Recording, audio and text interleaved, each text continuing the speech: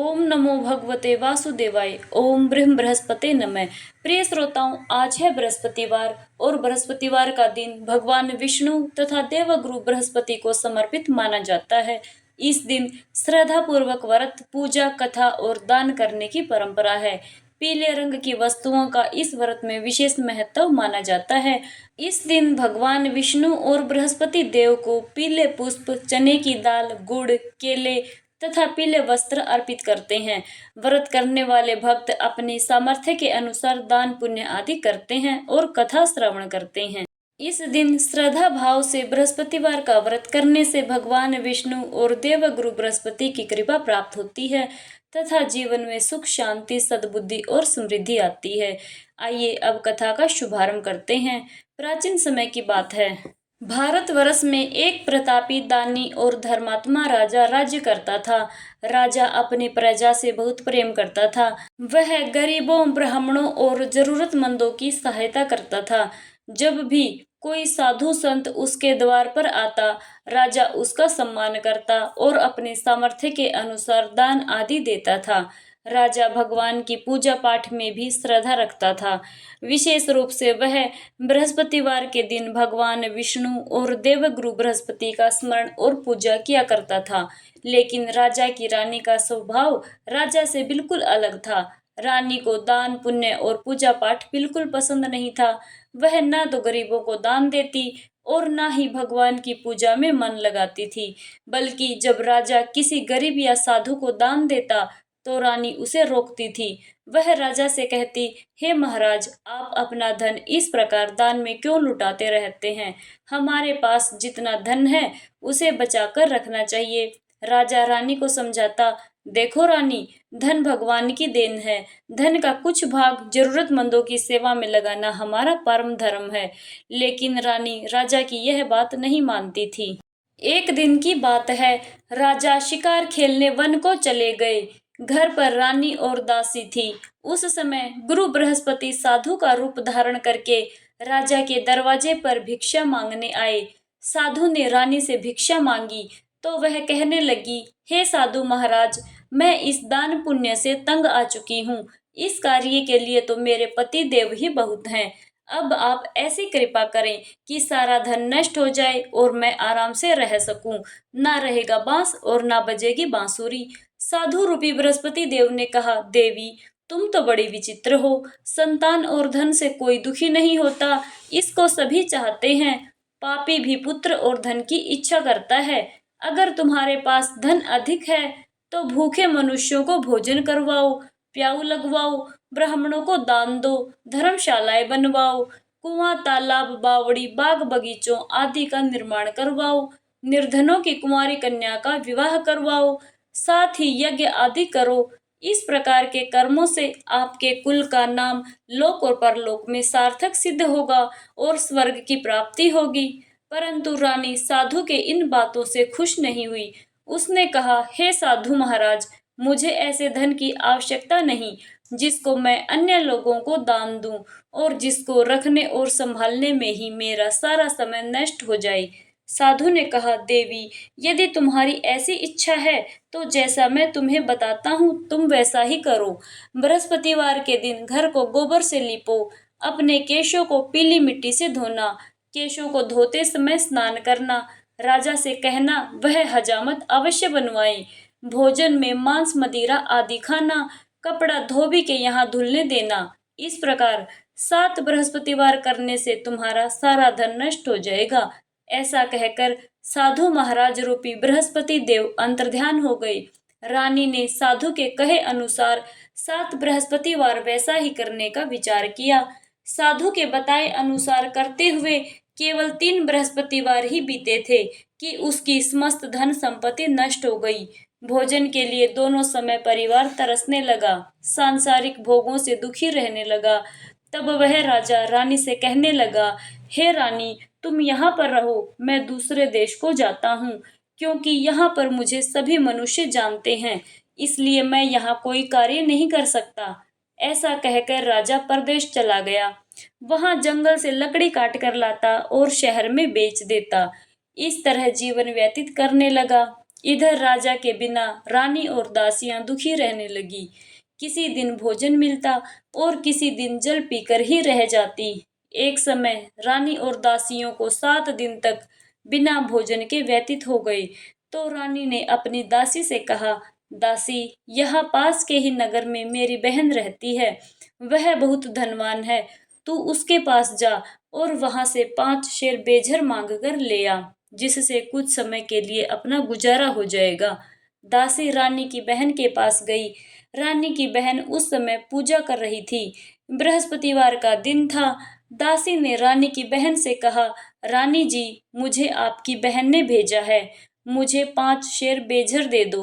दासी ने यह बात अनेक बार कही, परंतु रानी की बहन ने कोई उत्तर नहीं दिया, क्योंकि वह उस समय बृहस्पतिवार व्रत की कथा सुन रही थी। जब दासी को रानी की बहन से कोई उत्तर नहीं मिला, तो वह बहुत दुखी हुई और उसे क्रोध भी आया।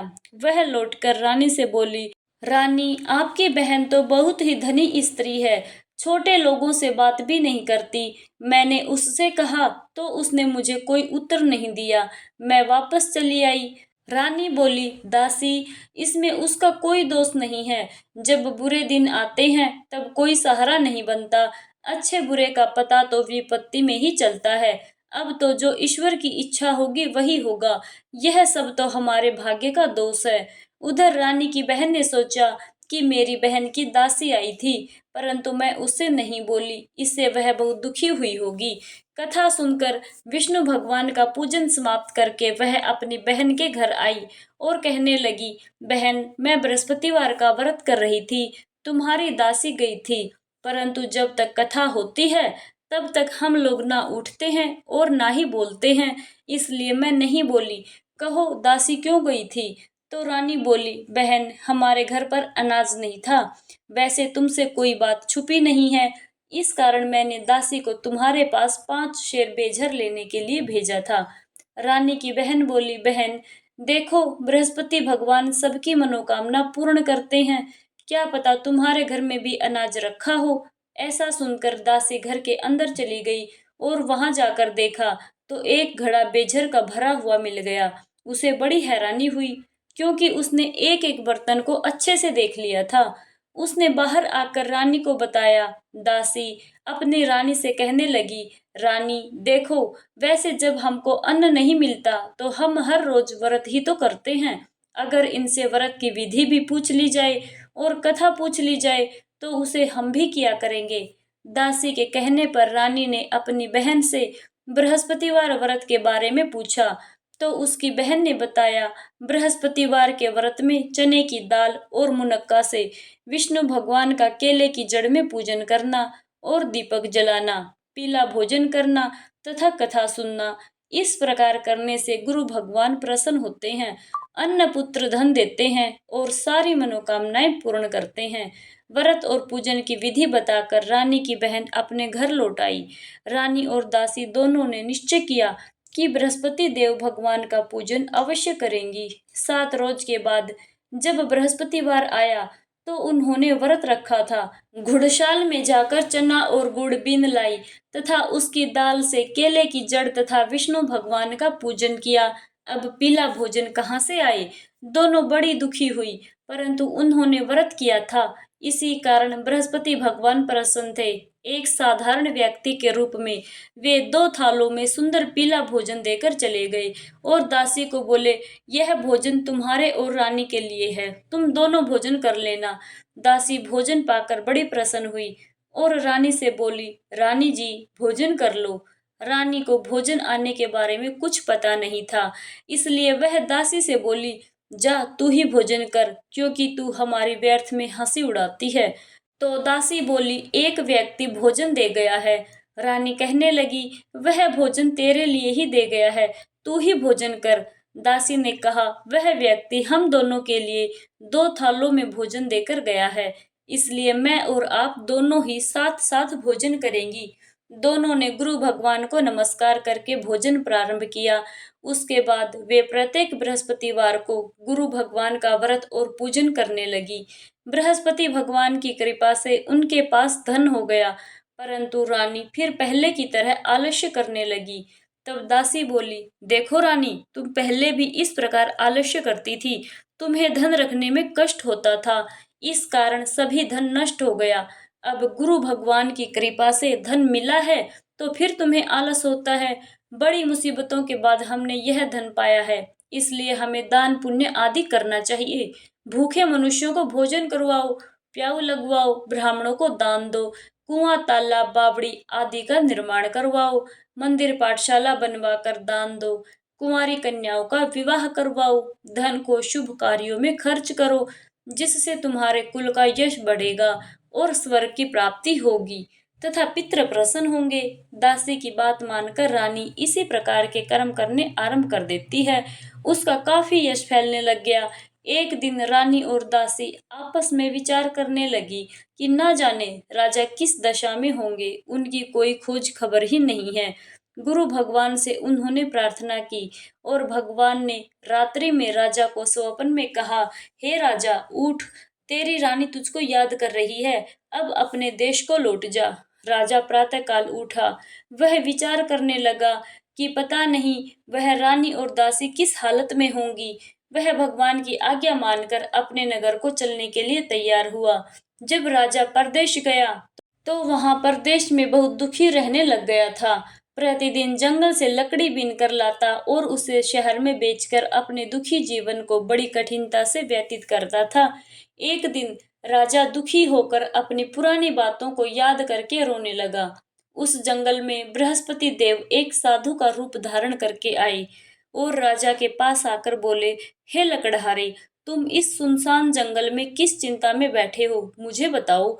यह सुनकर राजा के नेत्रों में जल भर आया और साधु की वंदना करके बोला, प्रभु, आप सब कुछ जानने वाले हैं। इतना कहकर राजा ने साधु को अपनी संपूर्ण कहानी सुना दी। महात्मा तो दयालु होते ही हैं। वे राजा से बोले, राजा, तुम्हारी पत्नी ने बृहस्पति देव के प्रति अपराध किया था, जिसके कारण तुम्हारी यह दशा हुई है। अब तुम किसी प्रकार की चिंता मत करो, भगवान तुम्हें पहले से अधिक धन देंगे। देखो, तुम्हारी पत्नी ने बृहस्पतिवार का व्रत करना शुरू कर दिया है। अब तुम भी बृहस्पतिवार का व्रत करके चने की दाल और गुड़ जल के लोटे में डालकर केले का पूजन करो। फिर कथा कहो या सुनो, भगवान तुम्हारी सारी मनोकामनाएं पूर्ण करेंगे। साधु को प्रसन्न देखकर राजा बोला, प्रभु, मुझे लकड़ी बेचकर इतना पैसा भी नहीं बचता कि जिससे भोजन करने के उपरांत मैं कुछ बचा सकूं। मैंने रात्रि में अपनी रानी को व्याकुल देखा है।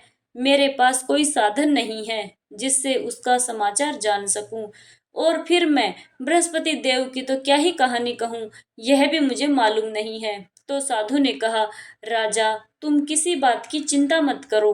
बृहस्पतिवार के दिन रोज की तरह लकड़ियां लेकर शहर में जाओ। तुम्हें रोज से दुगना धन प्राप्त होगा, जिससे तुम भली भांति भोजन कर लोगे और बृहस्पति देव की पूजा का सामान भी आ जाएगा। और बृहस्पतिवार की कहानी इस प्रकार से है, ध्यान पूर्वक श्रवण करो। प्राचीन काल में एक बहुत ही निर्धन ब्राह्मण था। उसके कोई संतान नहीं थी। वह नित्य पूजा पाठ करता, परंतु उसकी स्त्री बहुत ही मलिनता के साथ रहती थी। वह ना तो स्नान करती और ना ही किसी भी देवता का पूजन आदि करती थी। प्रातः काल उठते ही सबसे पहले भोजन करती, बाद में कोई अन्य काम करती। ब्राह्मण देवता बहुत दुखी रहते थे। पत्नी को बहुत समझाते, परंतु उसका कोई परिणाम नहीं निकलता। भगवान की कृपा से ब्राह्मण की स्त्री के कन्या रत्न रूपी पैदा हुआ। वह कन्या अपने पिता के घर में बड़ी होने लगी। वह बालिका प्रातः स्नान करके भगवान विष्णु का जप करती, बृहस्पतिवार का व्रत भी करने लगी। पूजा पाठ समाप्त करके विद्यालय जाती तो अपनी मुट्ठी में जौ भर के ले जाती और विद्यालय के मार्ग में डालती जाती। वही जो स्वर्ण के हो जाते तो लौटते समय उनको बीनकर घर ले आती। एक दिन वह बालिका सूप में उन सोने के जौ को फटक कर साफ कर रही थी। तभी उसकी माँ ने देख लिया और कहा, बेटी, सोने के जौ को फटकने के लिए सोने का सूप भी होना चाहिए। दूसरे दिन गुरुवार था। इस कन्या ने व्रत रखा और बृहस्पति देव से प्रार्थना करके कहा, हे प्रभु, यदि मैंने सच्चे मन से आपकी पूजा अर्चना की है तो मुझे सोने का सूप दे दो। बृहस्पति देव ने उसकी प्रार्थना स्वीकार कर ली। रोजाना की तरह वह कन्या जो फैलाती हुई विद्यालय चली गई। विद्यालय से लौटकर जब वह जो बीन रही थी, तो बृहस्पति देव की कृपा से उसे सोने का सूप मिल गया। उसे वह घर ले आई और उसमें जो साफ करने लगी, परंतु उसकी माँ का वही ढंग रहा। एक दिन की बात है, वह कन्या सोने के सूप में जो साफ कर रही थी, उस समय उस नगर का राजकुमार वहां से होकर निकला। इस कन्या के रूप और कार्य को देखकर वह उस पर मोहित हो गया और राजमहल में आकर भोजन तथा जल त्याग कर उदास होकर लेट गया। जब राजा को राजकुमार द्वारा अन्न जल त्यागने का समाचार ज्ञात हुआ, तो अपने मंत्रियों के साथ अपने पुत्र के पास गए और बोले, बेटा, तुम्हें किस बात का कष्ट है? किसी ने अपमान किया है अथवा कोई और कारण है? मुझे बताओ, मैं वही करूंगा जिससे तुम्हें प्रसन्नता हो। तो राजकुमार ने अपने पिता की बातें सुनी और बोला, मुझे आपकी कृपा से किसी बात का दुख नहीं है। किसी ने मेरा अपमान भी नहीं किया, परंतु मैं तो उस लड़की के साथ विवाह करना चाहता हूँ जो सोने के सूप में जो साफ कर रही थी। यह सुनकर राजा आश्चर्य में पड़ गया और बोला, बेटा, इस तरह की कन्या का पता तो तुम ही लगाओ। मैं उसके साथ तुम्हारा विवाह अवश्य करवा दूंगा। राजकुमार ने राजा को उस लड़की के घर का पता बताया। मंत्री उस लड़की के घर गया और राजा का आदेश ब्राह्मण को सुनाया। कुछ ही दिन के बाद ब्राह्मण की कन्या का विवाह राजकुमार के साथ संपन्न हो गया। कन्या के घर से जाते ही उस ब्राह्मण देवता के घर में पहले की तरह गरीबी का निवास हो गया। अब भोजन के लिए अन्न बड़ी मुश्किल से मिलता था। एक दिन दुखी होकर ब्राह्मण देवता अपनी पुत्री से मिलने गए। बेटी ने पिता के दुख की अवस्था को देखा और अपनी माँ का समाचार पूछा, तो ब्राह्मण ने सारा हाल कह सुनाया। कन्या ने बहुत सारा धन देकर अपने पिता को विदा किया। इस तरह ब्राह्मण का कुछ समय तो सुखपूर्वक व्यतीत हुआ, लेकिन कुछ दिनों के बाद फिर वही हाल हो गया। ब्राह्मण फिर अपनी कन्या के यहाँ गया और सारा हाल कहा, तो पुत्री बोली, पिताजी, आप माताजी को यहाँ ले आओ। मैं उन्हें विधि बता दूंगी जिससे गरीबी दूर हो जाए। ब्राह्मण देवता अपनी स्त्री को साथ लेकर राजमहल अपनी पुत्री के पास पहुंचे। तो पुत्री अपनी माँ को समझाने लगी, माँ, तुम प्रातः काल उठकर प्रथम स्नान आदि से निवृत्त होकर विष्णु भगवान का पूजन करो तो सारी दरिद्रता दूर हो जाएगी। परंतु उसकी माँ ने उसकी एक भी बात नहीं मानी। वह प्रातः काल उठकर अपनी पुत्री के बच्चों का बचा झूठन खा लेती थी। एक दिन उसकी पुत्री को बहुत गुस्सा आया। उसने एक रात को कोठरी से सारा सामान निकाल दिया और अपनी माँ को उसमें बंद कर दिया। प्रातःकाल उसमें से उसे निकाला गया और स्नान आदि करवा के पूजा पाठ करवाया, तो उसकी माँ की बुद्धि ठीक हो गई। इसके बाद वह नियम से पूजा पाठ करती और प्रत्येक बृहस्पतिवार को व्रत भी रखने लगी। इस व्रत के प्रभाव से उसकी माँ भी बहुत धनवान तथा पुत्रवती हो गई और बृहस्पति देवता के प्रभाव से स्वर्ग को प्राप्त हुई। वह ब्राह्मण भी सुख पूर्वक इस लोक का सुख भोग कर स्वर्ग को प्राप्त हुआ। इस तरह कहानी कहकर साधु देवता वहां से अंतर्ध्यान हो गए। धीरे धीरे समय व्यतीत होने पर फिर बृहस्पतिवार का दिन आया। राजा जंगल से लकड़ी काटकर किसी शहर में बेचने चला गया। उसे उस दिन और दिनों से भी अधिक पैसा मिला। राजा ने चना गुड़ आदि लाकर बृहस्पतिवार का व्रत किया। उस दिन से उसके सारे कलेश दूर हो गए। परंतु जब अगला गुरुवार आया तो वह बृहस्पतिवार का व्रत करना भूल गया। इस कारण बृहस्पति भगवान नाराज हो गए। उस दिन उस नगर के राजा ने विशाल यज्ञ का आयोजन किया तथा अपने समस्त राज्य में घोषणा करवा दी कि कोई भी मनुष्य अपने घर में भोजन ना बनाए, आग भी ना जलाए। समस्त जनता मेरे यहाँ भोजन करने आवे और इस आज्ञा को जो कोई नहीं मानेगा उसको फांसी की सजा दी जाएगी। राजा की आज्ञा के अनुसार राज्य के सभी निवासी राजा के भोज में सम्मिलित हुए, लेकिन लकड़हारा कुछ देर से पहुंचा, इसलिए राजा उसको अपने साथ महल में ले गए। जब राजा लकड़हारे को भोजन करवा रहे थे, तो रानी की दृष्टि उसी खूंटी पर पड़ी जिस पर उसका हार लटका हुआ था। उसे हार खूंटी पर लटका हुआ दिखाई नहीं दिया। रानी को निश्चय हो गया कि मेरा हार इस लकड़हारे ने ही चुराया है और उसी समय सैनिक बुलाकर उसको जेल में डलवा दिया। जब लकड़हारा जेल खाने में गया तो बहुत दुखी होकर विचार करने लगा कि ना जाने कौन से पूर्व जन्म के कर्म से मुझे यह दुख प्राप्त हुआ है। और उसी साधु को याद करने लगा कि जो जंगल में मिला था। उसी समय तत्काल बृहस्पति देव साधु के रूप में प्रकट हुए और उसकी दशा को देखकर कहने लगे, अरे मूर्ख, तूने बृहस्पति देवता की कथा नहीं की, इसी कारण तुझे यह दुख प्राप्त हुआ है। अब चिंता मत कर, बृहस्पतिवार के दिन जेल खाने के दरवाजे पर तुझे 4 पैसे पड़े मिलेंगे। उनसे तू बृहस्पति देव की पूजा करना तो तेरे सारे कष्ट दूर हो जाएंगे। अगले बृहस्पतिवार उसे जेल के द्वार पर 4 पैसे पड़े मिले।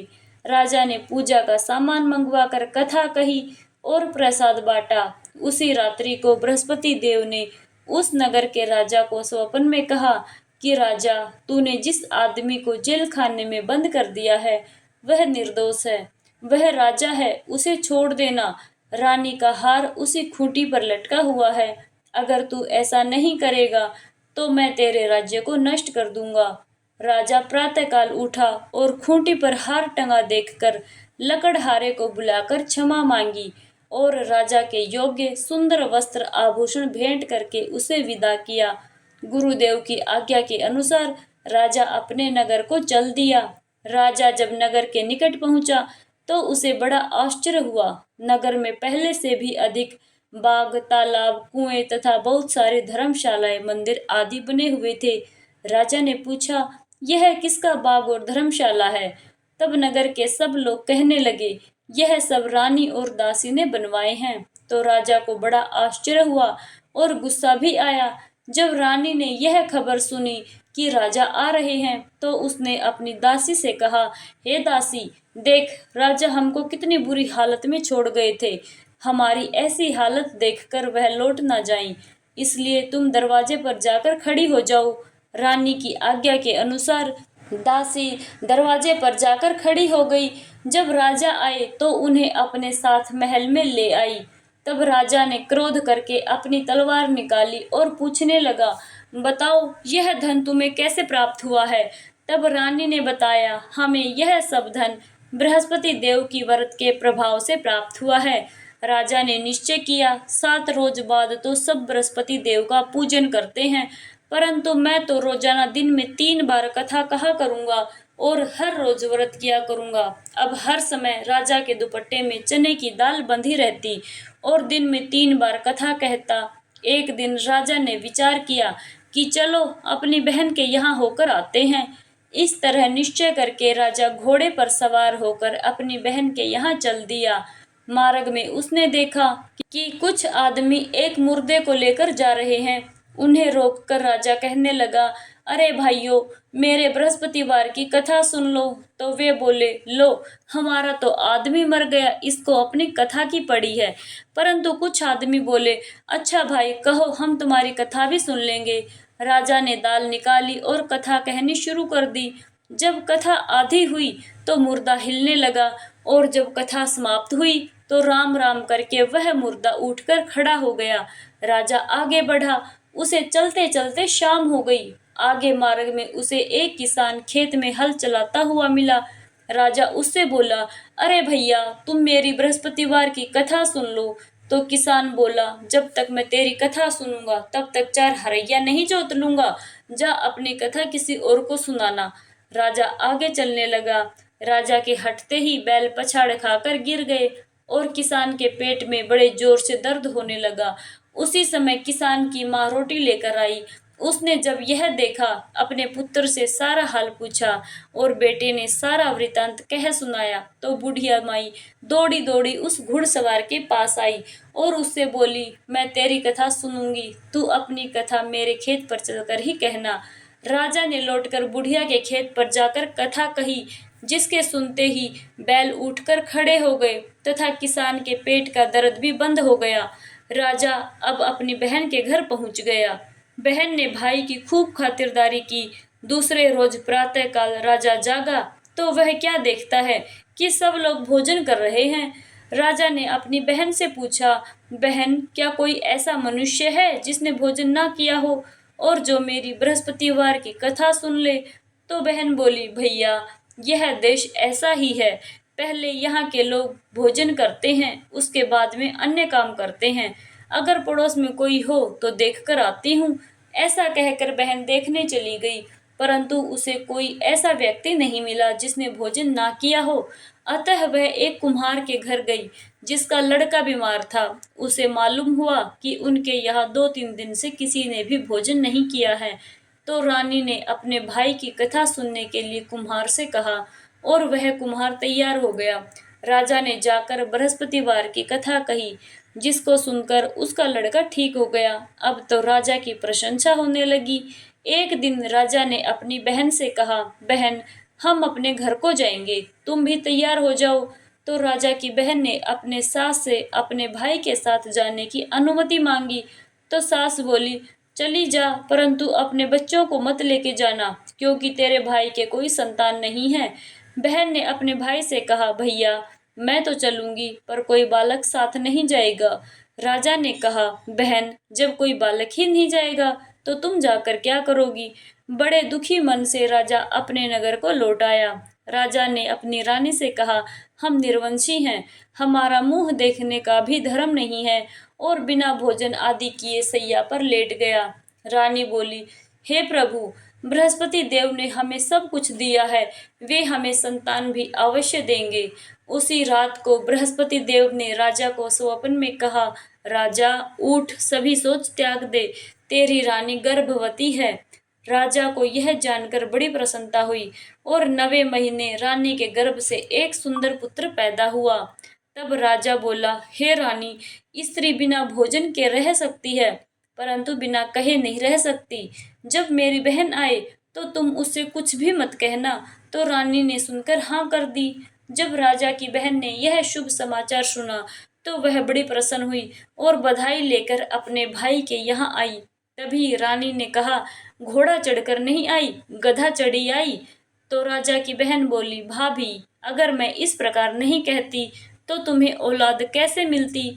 बृहस्पति देव भगवान ऐसे ही हैं, जिसके मन में जो भी कोई मनोकामना होती है सारी पूर्ण करते हैं। और सद्भावना पूर्वक जो कोई बृहस्पतिवार का व्रत करता अथवा कथा सुनता या पढ़ता है, दूसरों को सुनाता है, बृहस्पति देव उसकी सारी मनोकामनाएं पूर्ण करते हैं। बृहस्पति देव उनकी सदैव रक्षा करते हैं। बोलिए बृहस्पति देव भगवान ने की जय। श्री हरि विष्णु भगवान ने की जय। प्रिय श्रोताओं, आइए अब करते हैं बृहस्पति देव की आरती। ओम जय बृहस्पति देवा, स्वामी जय बृहस्पति देवा। छिन छिन भोग लगाऊं, कदली फल मेवा। ओम जय बृहस्पति देवा। तुम पूर्ण परमात्मा, तुम अंतर्यामी। जगत पिता जगदीश्वर, तुम सबके स्वामी। ओम जय बृहस्पति देवा। चरणामृत निज निर्मल, सब पातक हरता। सकल मनोरथ दायक, कृपा करो भरता। ओम जय बृहस्पति देवा। तन मन धन अर्पण कर, जो जन शरण पड़े। प्रभु जो जन शरण पड़े, प्रभु तब प्रकट होकर आकर द्वार खड़े। ओम जय बृहस्पति देवा। दीन दयाल दयानिधि, भगतन हितकारी। पाप दोष सब हरता, भव बंधन हारी। ओम जय बृहस्पति देवा। सकल मनोरथ दायक, सब संशय तारो। विषय विकार मिटाओ, संतन सुखकारी। ओम जय बृहस्पति देवा। जो कोई आरती तेरी प्रेम सहित गावे, ज्येष्ठानंद बंद सो सो निश्चय फल पावे। ओम जय बृहस्पति देवा। बोलिए श्री हरि विष्णु भगवान की जय। गुरुदेव बृहस्पति देव की जय।